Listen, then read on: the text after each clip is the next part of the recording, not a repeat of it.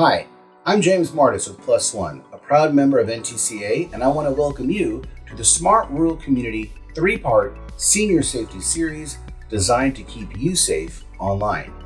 You can expect to learn how to create strong passwords, what to do if you experience a data breach, and how to recognize phishing attempts before they catch you.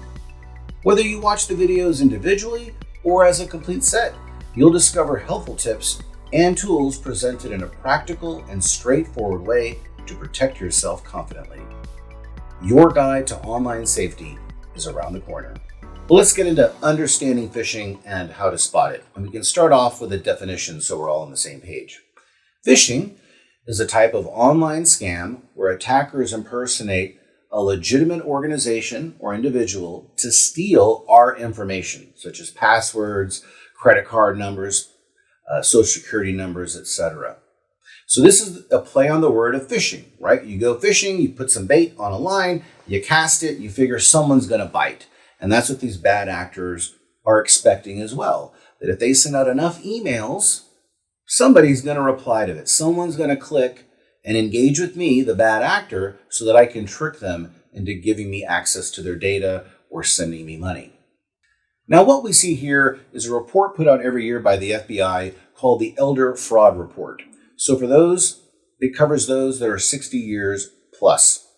And what this showed, at least in 2023, the most lucrative way for scammers to take advantage of this group were investment scams at over $1 billion. Now, again, keep in mind, this is only from what has been reported. So the amount of money and the number of people affected is actually much higher than this. This is just what's been reported. The second most lucrative way for hackers to take advantage of the elderly are tech support scams. And we're all familiar with these. The pop-up on our computer telling us that we have a virus, call this number to have it resolved for a problem that we actually don't have. And in the process, we pay them for this service that we don't need, or we give them access to our bank account without realizing it, and they empty out our bank account while they're supposedly helping us.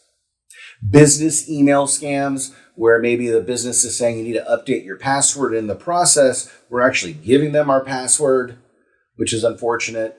Confidence and romance scams, which we've also covered in other sessions in this series. And government impersonation scams, like an IRS notification that you are late on your taxes, and if you don't pay something today, you're going to even incur a higher financial penalty. Or we're about to send the cops to your house because you're so delinquent with your tax payments. Something that tricks us into thinking we need to give them something today to avoid a bigger problem. Now, there are a couple examples I want to set this up with before I get into really how to identify phishing or attacks that are trying to trick us. And here's an example of an email from a financial institution. So imagine that I received this email right here. So instead of coming in, Dear James or Dear Mr. Martis, it's coming in, Dear Customer. Now, can a legitimate institution do that? They can. But is that normally what you would expect from your bank? I would say probably not. It's also missing some punctuation. Now, again, do people make mistakes? Of course they do. But this should already make our spidey senses increase. Maybe the hair on the back of our neck rise a little bit to let us think this might be something that's fishy and not something I should click on or trust the number it tells me to call.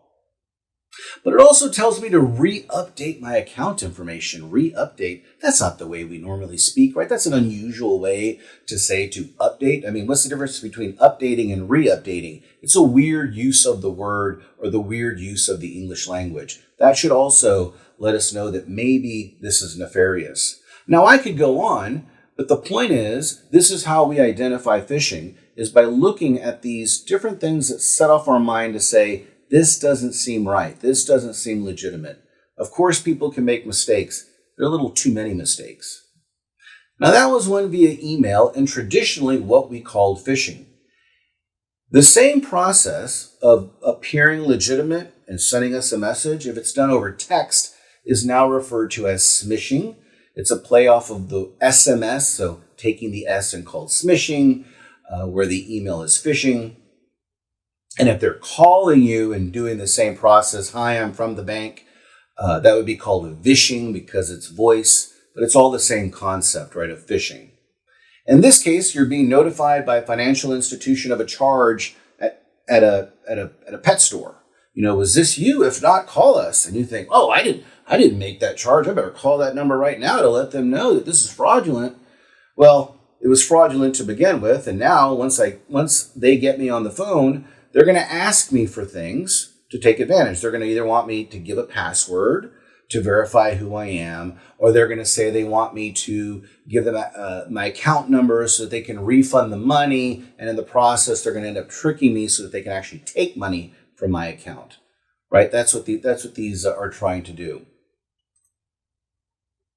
So what do we do? What are the telltale signs? Where should we begin with when we get emails and when we get text messages so that we make sure we're not getting taken advantage of? Well, the first thing we should always do is look at that from address, right? The email address.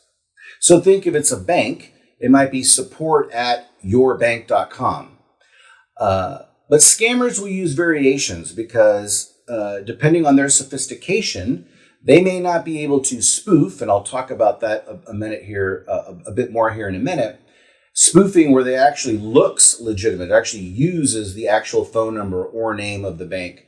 So what they'll do is they'll change O's for zeros, so that if you're just quickly reading it, it looks legitimate, but then you would think, well, why would my financial institution use that? They wouldn't. But that's what they'll do. So that should certainly set you off to not interact with that text or that email. Keep in mind, you can also click on the name sometimes to make sure that you can see the email address. So sometimes they know how to make it appear like it's a known contact, right? If you get an email from somebody and it's not a known contact, you see the email address. But if it's a known contact and you've added them, say John Doe, it'll say it's from John Doe. Well, if they're sophisticated and they're sending you an email from an email address that you don't have in your contacts, they might be able to make it look like it's coming from John Doe, and you think your initial thought is, oh, this must be somebody I've known before, so this must be legitimate.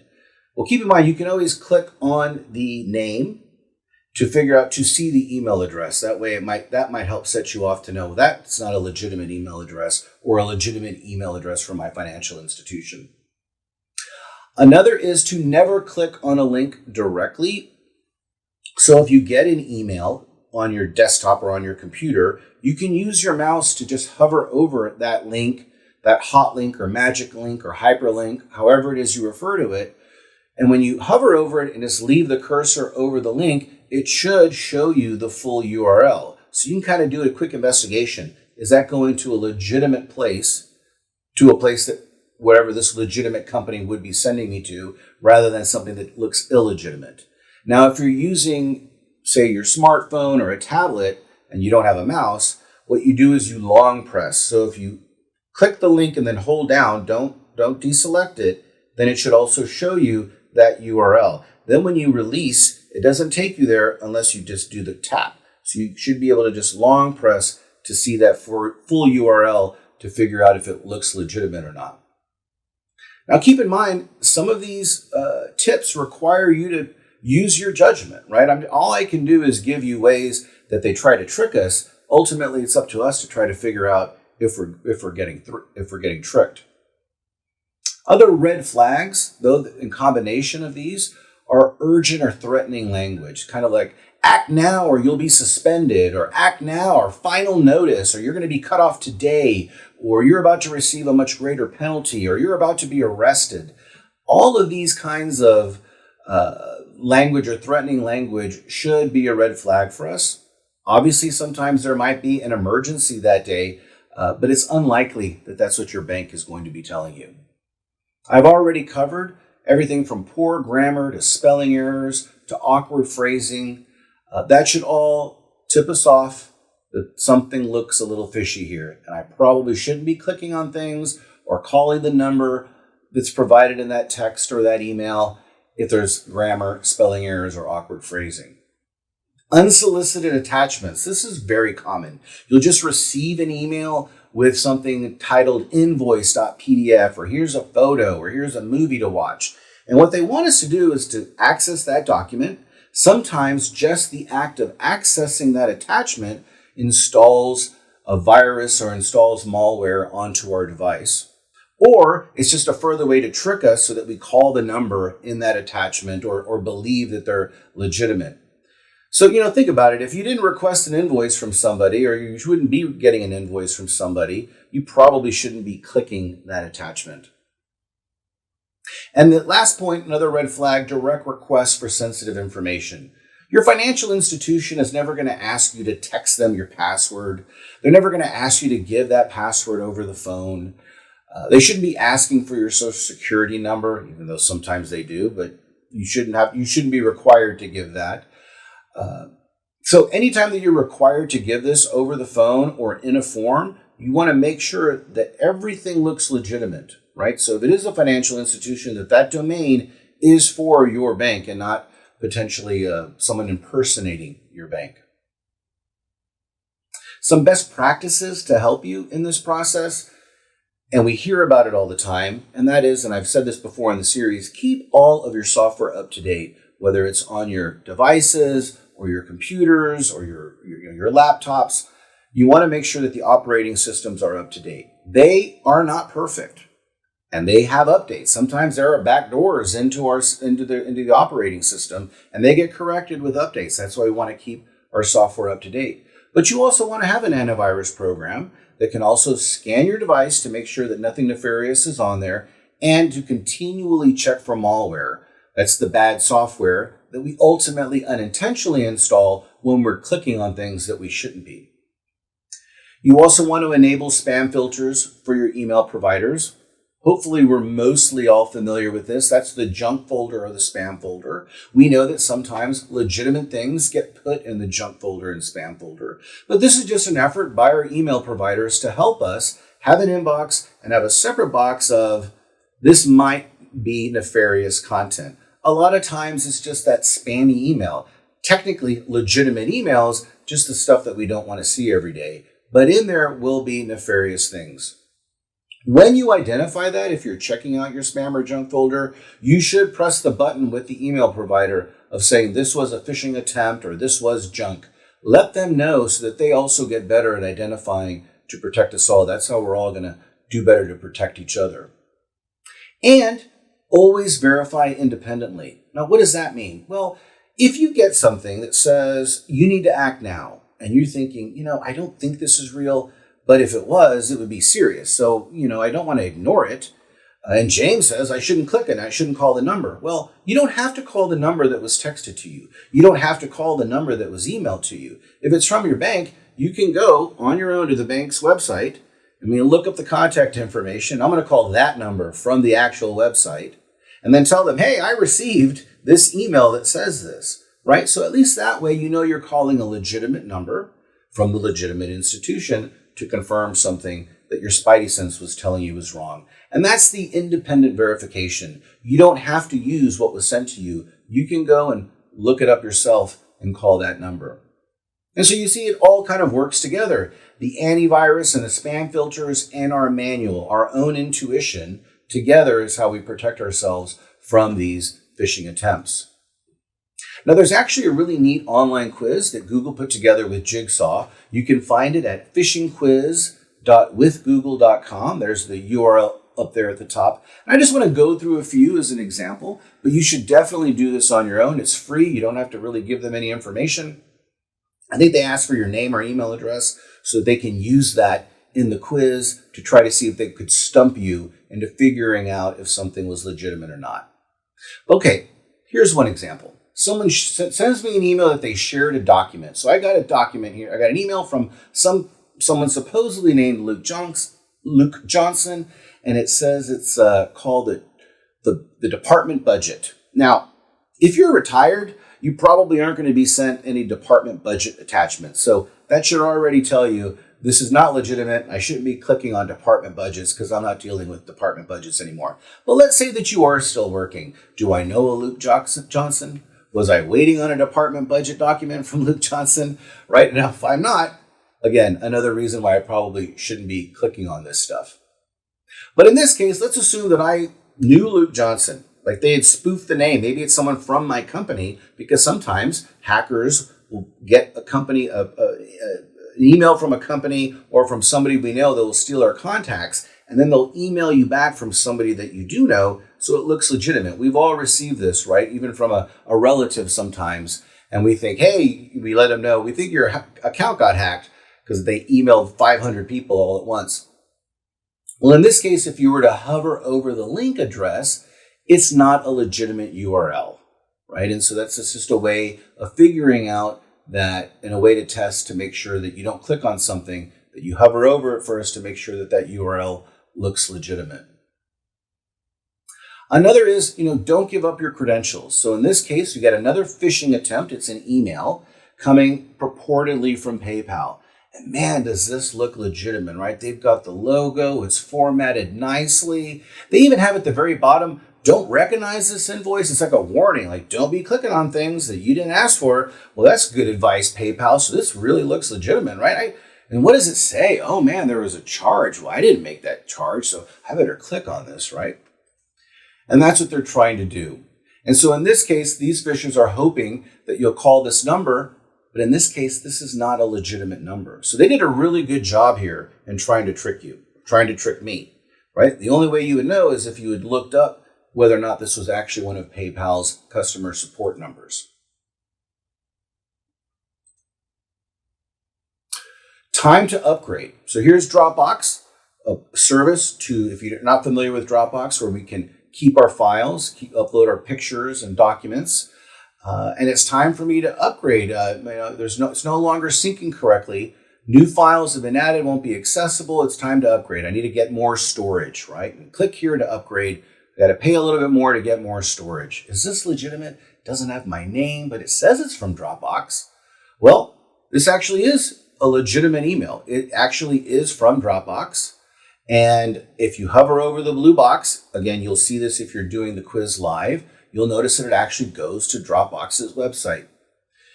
So this is a legitimate one. And I'm showing it to you because even though it doesn't have my name, right? It just says hi, comma. It doesn't say hi, James, or hi, Mr. Martis. This is, in fact, a legitimate one. That's why they're not always illegitimate, and we have to use some of our own judgment here. Now, I also mentioned we get these via text. So here's an example. On the first screen, notice, if I had your phone out, you'll notice you get a verification code from Google. And then the second text message is, did you request a password change? Now, so the second screen is the text message say, did you request a password reset? If so, please ignore, otherwise respond with cancel plus the verification code, right? And then the other text message, the verification code. Now, that's not how verification code works, right? If you've turned on multi-factor authentication or 2FA, you're going to enter that code into the application. You've entered your username and password, or your password manager has done that, as we've discussed in the password session of this series. And then if you turned on MFA, you'll get a code that you would then enter, right? That code. You don't text the code back to a separate number, right? That would be weird. And that's why you shouldn't do that, because what they're trying to do is to get the code from the account that they're trying to hack into, and they want you to send you the code that they need. Here I'm getting a notification from Netflix. It says your account is on hold. And this is unfortunate. I mean, I want to Netflix and chill tonight. I don't want my Netflix account to be on hold. What do I got to do to fix this, right? And it says to recover your account immediately, click here. All right. Now, does this look legitimate? Well, let's look at that. Who is it from? It says Netflix at and a bunch of gobbledygook at the top. That does not look legitimate. Now, is it possible that Netflix has a weird address? I guess, but that should still set off your spidey senses or the hair on the back of your neck to say this probably is not legitimate. Now, let's look at that domain a little bit more closely. Notice it doesn't end in netflix.com. It actually ends in onlinehome.us. What they've done is they have purchased the domain onlinehome.us and then added the subdomain, which they can create any subdomain they want. They could use jamesmartis.onlinehome.us without my permission. They can create any subdomain they want. But if you're just looking at it quickly, you might think, oh, it is netflix.com, so I can click on that. That should be safe. No, it's the very last part of the URL that matters, that should tell you who it is or who owns it. And in this case, because it doesn't end in Netflix.com, should tell you this is not something I should click. Now, again, imagine you got this and you just weren't sure. You're like, James, well, what do I do if I'm not sure? Well, what I said was, well, you can always open up your Netflix app.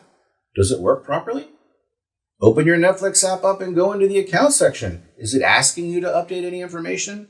Go to your desktop, go to Netflix.com and log in. Are there any issues or problems? Do you see what I'm saying? That's an independent verification. You don't have to do what it tells you to do. You can do it the way you want to do it, and thereby avoiding a mistake. Oh, I love this one, a free phone. These things cost so much money, right? I mean, we're spending $1,000 each one every time we buy them now. So if somebody was offering you a free phone or telling you you were a finalist for a free phone, you might be compelled to click on it, or at least talk to you. I mean, I'll sign up. I'll do that. But again, these are tricks. Getting us to click can install malware. Getting us to click can get us to get on the phone to them. Somebody convinces us to give our credentials to them. This is why we don't want to do these things. But again, we're taking the quiz. So we're getting an offer here for a free phone. And in this case, it's just schedule a phone call. Should you click it? Should you accept it? As the quiz shows us, it says, be very careful when offers are too good to be true. I think we've all experienced offers that are too good to be true. As we get older, we get a little bit wiser to this, recognizing that if it's too good to be true, it's too good to be true. So that should be, point number one, the red flag that maybe I shouldn't be clicking on anything here. But this is also pretty tricky because you'll notice who it comes from. Again, it says it's coming from someone. So it looks as if though it's legitimate, right? Because it's a real name. It's not just a random email address with a bunch of bizarre numbers or letters that we're not familiar with. It is actually a person. And again, this might make us think it's legitimate, but in reality, it's not, because they've been able to spoof someone's name in the who field. And last but not least, we tend to get a lot more text messages. I'm sure the smishing is going to only increase over time as we're all using cellular phones and we're using text messages, and we expect to get text messages now for notifications. So in this case, you're getting a UPS alert. Is this legitimate? So it says, hey, a package from the Google store is arriving via UPS today. Are you home? Should we leave it with a neighbor? Click here. Deliver on another day? Click here. So you think, oh man, well, I don't want something that's of value just sitting out on my porch. There's so many porch pirates. Let me really look at this domain here, ups.com. It looks legitimate. Well, except for the fact that I didn't order anything from the Google store. And I happen to be a Mac house, and so nobody would be ordering anything from the Google store at my house. So this probably is not legitimate, right? That might be one thing that you can tell yourself. If you didn't order something from the store, and nobody would have from your home ordered from that store, you probably shouldn't be clicking on any of those links. But as I said, those URLs look legitimate. So somebody might think, I'll click on this. But in reality, you should use your common sense to say, I didn't purchase anything from here. I should expect that this is not a legitimate attempt. Now, should we get something that comes into us that we recognize as spam or recognize as junk, increasingly our phone will offer this option at the bottom of that text where it'll say report as junk. And you should do that because we want to get our providers to get better at recognizing these nefarious campaigns, and we can all do it together by doing that. But if it doesn't even recognize it itself as something that it thinks might be fishy, you can always forward it to what's called spam at 7726. Essentially, all the providers will accept this. So if you forward it to 7726, that'll help whatever carrier you're using better identify when these attempts are being sent to all of us on that network. And here's kind of a tip that I love to give because it's certainly one that I do. We get a lot of text messages now. You can't go to the store and buy socks anymore without being asked to give your cell phone number. And once you give your cell phone number, you start to get text messages. We're all very familiar with this. But sometimes it's legitimate, right? Maybe I shop at that store a lot and I know I'm going to get these text messages. Maybe it's a copy of my receipt. Maybe it's an offer for a discount or a promotional offer. Well, what you can do to help yourself is, let's say it was the sock store because I use socks as an example. So if I'm getting a text message and I recognize that's legitimate and that's what they text me from is this number, well, then save it in your contacts as sock store. And so what I do is I'll call it sock store, and in the last name field, I'll put in text. So I get a bunch of text messages that end in text because I know that it's from that company. So if it's from my bank, text messages I get, it's the name of my bank, text.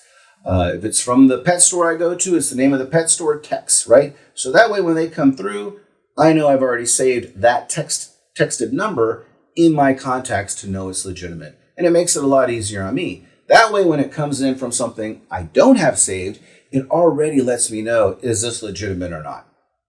And I'm sure this will help you because I recognize how many texts we're getting today. So as we come to an end, final best practices, make account check-ins a habit. That means just logging into your bank account. If you have an investment account that, let's say you're not really looking at very often, maybe at least once a month, log in to make sure that there's nothing happening on there that you're not aware of. Look over those transactions and set up alerts. We've mentioned this throughout the series. There are things we can do to protect ourselves. Having stronger passwords, a password manager, using a multi-factor authentication, right? Getting that second factor coming in, which might be a texted code. But you can also set up alerts, right? Whether it's with have I been pwned or with your bank to say, if something happens, notify me of that happening, right? That way you can at least, it's reactive, but you can at least stay on top of any fraudulent activity as soon as it occurs. That's a wrap on this session of the Smart Rural Community 3-part Senior Safety Series. We hope you enjoyed learning about these tips and tools to keep you safe online. We would also like to thank our promotional partner, Calix, for their support of the series and the Smart Rural Community Program. To learn more, please visit smartruralcommunity.org/senior safety. See you next time and stay safe.